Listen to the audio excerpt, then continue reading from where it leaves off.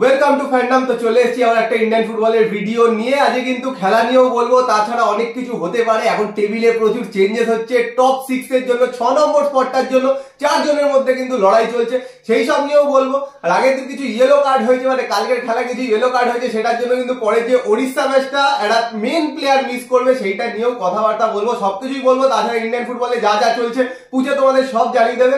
কিন্তু সবার আগে যে কথাটা, এখন যারা সাবস্ক্রাইব করেনি অবশ্যই করে নিও, বেল আইকনটা টিং টং করে অল অপশনটা প্রেস করে দিও রেগুলার নোটিফিকেশন পাওয়ার জন্য। আর আমাদের ফেসবুক আর ইনস্টাগ্রাম পেজটাও ফলো করে নাও, ডেসক্রিপশনে লিংক দেওয়া আছে। আর কালকের ব্লগ যারা এখনো দেখোনি অবশ্যই গিয়ে দেখে নাও, ঠিক এর আগের ভিডিওটা, এবং এই ভিডিও শেষে এন্ড স্ক্রিনে দেওয়া থাকবে, ওখান থেকেও কিন্তু ক্লিক করে দেখে নিতে পারবে।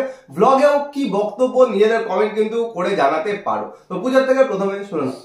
প্রথমে আপডেট গুলো দিয়ে দিই, ইন্ডিয়ান ফুটবলের প্রচুর আপডেট আছে সেগুলো একটু দিয়ে দিই। তো তার আগে বলি একটা টুর্নামেন্টের আপডেট রয়েছে, তো সেটা স্ক্রিনে তোমরা দেখে নাও। এটা 4A-সাইড টুর্নামেন্ট, 1500 টাকা এন্ট্রি ফি, 2 দিন ধরে টুর্নামেন্টটা হবে, বাকি ডিটেইলসটা স্ক্রিনে। এবং তার সাথে বলে রাখি যে আরেকটা আপডেট, সেটা হচ্ছে বেঙ্গল ফুটবলের আপডেট, একটা বিশাল বড় আপডেট। সেটা হচ্ছে বেশ কিছুদিন আগে ভিডিওতে বলেছিলাম যে কন্যাশ্রী কাপ মানে ক্যালকাটা ওমেন্স ফুটবল লিগের প্রিমিয়ার বি কিন্তু শুরু হতে চলেছে। মানে ডিসেম্বরে যেটা হয়েছে ওটা প্রিমিয়ার এ ছিল, এবার কিন্তু প্রিমিয়ার বি হতে চলেছে।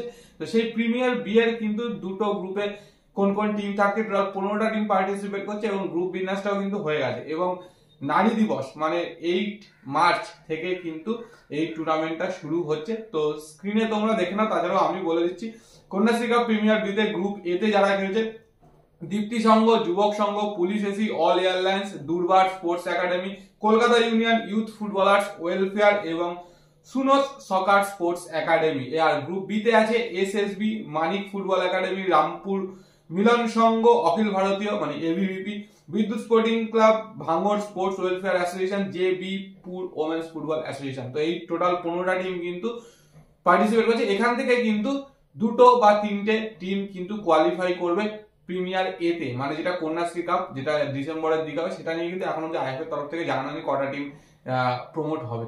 এর সাথে বলে রাখি যে এই মুহূর্তে কিন্তু সন্তোষ ট্রফি চলছে। তো আজকে সন্তোষ ট্রফির কোনো খেলা নেই। তো গতকাল 3টে খেলা ছিল, একটা খেলার আপডেট তো দিয়ে দিয়েছিলাম, যেটা মিজোরাম দিল্লি, মিজোরাম 5-1 জিতেছে। এছাড়া বাকি দুটো খেলার মধ্যে রেলওয়েজ 2-1 বলে মহারাষ্ট্রকে হারিয়েছে, এবং কর্ণাটক মণিপুরের কাছে 1-0 বলে হেরে গেছে। এবং তার সাথে আরো একটা খবর দিয়ে দিই তোমাদেরকে, সে জর্ডন এলসে রিপ্লাই করতে করতে হাঁপিয়ে গেছি। তো সেই জর্ডন এলসে গতকাল রাত্রে কিন্তু কলকাতায় চলে এসেছে। এবার কিন্তু ও আজকে থেকেই আশা করা যায় যে টিমের সাথে কিন্তু রিহাব শুরু করবে, প্র্যাকটিস নয় রিহাব। তো রিহ্যাব মানে বুঝতেই পারছো, নিজেকে আগে ফিট করতে হবে তারপরে প্র্যাকটিস। রিহ্যাবে কিন্তু আরেকজনও আছে, হরমনজিৎ সিং খাবড়া, ও কিন্তু রিহ্যাব করছে, এরা কিন্তু প্র্যাকটিসে কেউ নেই। এরা একদম স্ট্রেট বলে দিচ্ছি, বারবার যেটা বলেছি, পরের সিজনের আগে কিন্তু খেলতে পারবে না, কোনো রকম সম্ভাবনা নেই। তো খাবড়া, জর্ডান এলসে, এদেরকে নিয়ে আর কোনো প্রশ্ন করো না, এটা একদম ক্লিয়ার। পরের সিজনের আগে এরা খেলছে না, রিহ্যাব করবে, তারপরে প্র্যাকটিসে থাকবে, ফুললি ফিট হবে, সবকিছু চেক আপ হবে, তারপরে পরের সিজনে কিন্তু ফিরে আসবে। তো এখন কোনো সম্ভাবনা নেই। জর্ডন এলসেটা তো ক্লিয়ার, বাট খাবড়াকে নিয়ে আমার একটু কনফিউশন আছে। খাবড়ার যে ইনজুরিটা ছিল সেরকম কোনো সিভিয়ার ইনজুরি ছিল না। তো যদি সেরকম হয়, হয়তো মার্চ মাসে খাবড়াকে নাও ইউজ করতে পারে, এপ্রিলের দিকে চাইলে কিন্তু ইউজ করলেও করতে পারে, যদিও ফুললি ফিট থাকে, সেটা মেডিকেল টিমের উপর ডিপেন্ড করবে। তো এবার কালকের খেলা নিয়ে চলে আসি। কিন্তু কালকের খেলা নিয়ে প্রথমে একটা কথা বলে দিই, কালকে কিন্তু হিজাজি একটা বাজে ইয়েলো কার্ড খেয়েছে, কোনো দরকার ছিল না। থ্রো নিতে গিয়ে টাইম ওয়েস্ট করতে গিয়ে কিন্তু একটা ইয়েলো কার্ড খেয়েছে, তার জন্য 4টে ইয়েলো কার্ড কিন্তু হয়ে গেল হিজাজির। আর পরের ম্যাচ ওড়িশার সাথে অ্যাওয়ে ম্যাচ, খুব ইম্পর্টেন্ট ম্যাচ, সেটা কিন্তু হিজাজি থাকছে না।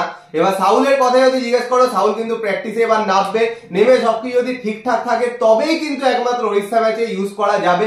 এবার সাউলকে ফুল 90 মিনিটস ইউজ করতে পারবে কিনা যথেষ্ট ডাউটফুল, আদেও ইউজ করবে কিনা সেটাও কিন্তু ডাউটফুল। কারণ সাউলকে ইউজ করতে গেল ওড়িশার ম্যাচটা ইউজ করতে গিয়ে যদি আবার ইনজুরি হয়ে যায় তাহলে কিন্তু পুরো সিজনটাই চলে যাবে। তো সেই জন্য ধরে নিতে পারো পরের দিন কিন্তু 4 জন বিদেশি থাকছে, 4 জনের মধ্যে কিন্তু 3 জন নতুন বিদেশি, ক্লেইটারই শুধু পুরনো বিদেশি। এই টিম নিয়ে কিন্তু নামতে হবে। এবার কালকের খেলায় যদি আসি, খেলা নিয়ে কিছু বলার নেই, জঘন্য খেলা হয়েছে। ফার্স্ট হাফ মানে দেখা যায় না এরকম খেলা হয়েছে। চেন্নাই অ্যাটাক করেছে, কিন্তু চেন্নাই কিন্তু ভালোই অ্যাটাক করছিল, গোল করতে পারেনি। কিন্তু ইস্ট বেঙ্গলে যদি ফার্স্ট হাফ দেখো, মানে একদম যে চান্স ক্রিয়েটেড বলতে গেলে জিরো, একদম জিরো, কোনো মানে চান্স ক্রিয়েট হয়নি। কিন্তু সেকেন্ড হাফে যে চেঞ্জেস গুলো করলো, চেঞ্জেস গুলো করার পরে কিন্তু স্পেশালি বিষ্ণু নামার পরে কিন্তু খেলাটা অনেকটাই চেঞ্জ হয়েছে। প্রচুর অ্যাটাকে যাচ্ছিল, মানে পরপর অ্যাটাক করছিল। তো আমার কিন্তু এটাই দেখার বিষয় যে ফেলিসিও যখন খেলতে পারছে না তো বিষ্ণুকেই কিন্তু বেশি টাইম দিলে বেশি কাজে দেবে, আমার যা মনে হলো কালকের খেলা থেকে। কারণ ফেলিসিও কিন্তু এখনো মানে টিমমেটদের সাথে যেরকম জেলাপ করে উঠতে পারেনি, সেরকম খেলা কিন্তু দেখাতে পারছে না। আর ভিক্টর ভ্যাসকেজকেও সবাই বলছো মেসি এই ওই সেই সবাই বলছো, তো এখনো কিন্তু ভিক্টর ভ্যাসকেজের সাথে খেলার প্লেয়ার নেই। ক্রেসপো আসলে হয়তো ওর খেলাটা একটু ইমপ্রুভ হয়, কারণ আমি বারবার দেখছি ভিক্টর ভ্যাসকেজ যখন মিডফিল্ডে বল পাচ্ছে আশেপাশে কেউ নেই, সবাই ওপরে, ওখানে লং পাস দিতে হবে বা কিছু এক্সট্রাঅর্ডিনারি করতে হবে, আশেপাশে কিন্তু কেউ থাকছে না যার সাথে বল খেলে উঠতে পারবে। তো খেলা নিয়ে তো আমি কিছু বলবো না, আমি 2-3টে ডিসিশন নিয়ে বলবো আর রেফারিং নিয়ে একটু বলবো, কারণ কালকে রেফারি কে ছিল আমি চিনি না।